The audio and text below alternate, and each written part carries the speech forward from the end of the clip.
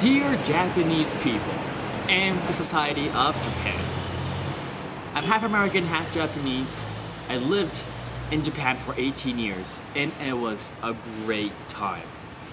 But moving out of that shit country and going to America after high school was the best decision ever.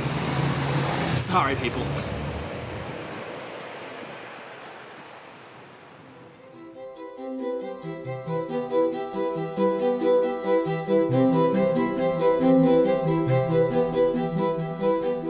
I lived in Japan for 18 years, and after high school I moved to America. And that was one of the biggest culture shocks that I ever had. Moving from Japan, one of the most collectivistic societies in the world, to one of the most individualistic society in the world was a drastic difference. It changed me so much. Did I get brainwashed to believe that America is the best country? That everyone should be individualistic? No. I love Japanese culture. I think to some degree everyone should be a collective to keep the harmony. Then why did I say that Japanese culture sucks? Or that Japan sucks as a country? To understand that, we need to go back a few days to when I climbed the mountain called Tungurawa with my YouTuber friend, Max.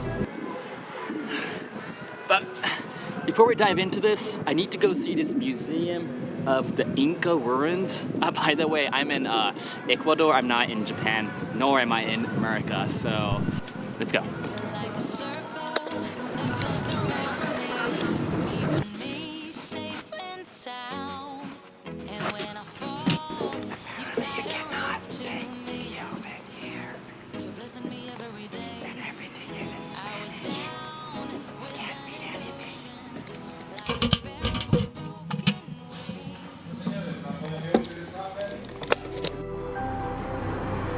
So when I was going up Tungurawa with Max, we started to talk about machine learning.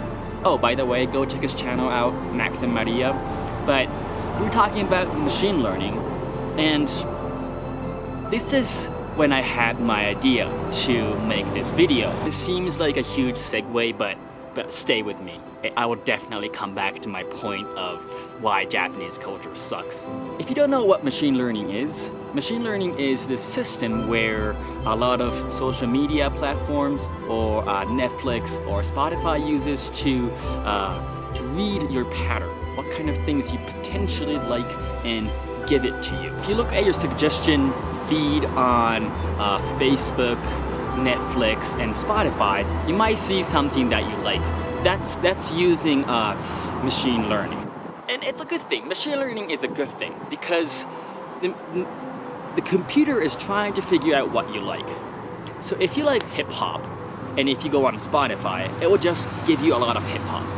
If you like action movies, and if you go on Netflix, it will keep giving you action movies. So it's a good thing. You don't have to go out of your way to find something that you like. And this is how I started this conversation with Max. We were watching a lot of YouTube videos and we were just given something that I like over and over again. For me, Casey Neistat. So how does that connect to Japanese and American culture? Japanese culture, Japanese society is like a society that went through a machine learning algorithm over the past thousands of years. Everyone has a very similar view to many of the things, and everyone behaves in the same way. It's like looking at someone's news feed, Facebook feed, YouTube channel, and they follow the same thing over and over again. So what they see is the same as well. And Japanese people are looking at society, living their lives through this collectivistic lens. Growing up, I did have a chance to move away from that. My mom, being American, gave me a chance to experience the individualistic side of human beings. However, it's very, very hard for people who are living in Japan to be non-collectivistic. If you try to be a little bit opinionated, they will shut you down. If you try to be a bit egocentric, they will shut you down. Everything is tailored to sustain the society. You have to be a collective at all times. But as many know, the world is not one-sided. There's always two sides to a coin. So you can't just live your life through a single culture, a collectivistic society. That is why it was super impactful, super fresh for me when I moved to America. I saw a different world. I learned that it was okay to be egocentric. It was okay to be individualistic time to time. I hope through this video that more and more people, more and more Japanese people will look at things from a different perspective, not only from their day-to-day Japanese collectivistic way. That is why I loved when I moved to America, because I saw something different, not because America was superior compared to Japan. That's why I'm making this video. I want Japanese people to move out of their comfort zone, study abroad for a year or two and see something different.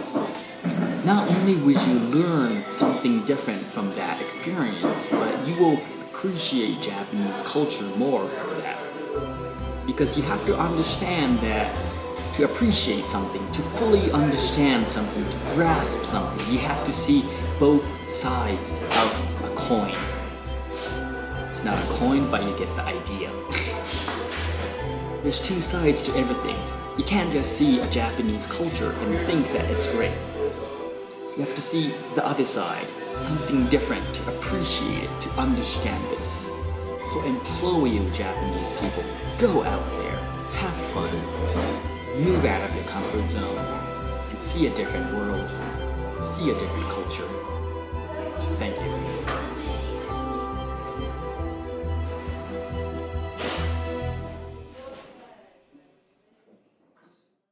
Thanks for watching. If you guys like this video, push the like button and do not forget to subscribe. Thank you. See you guys tomorrow. Ciao.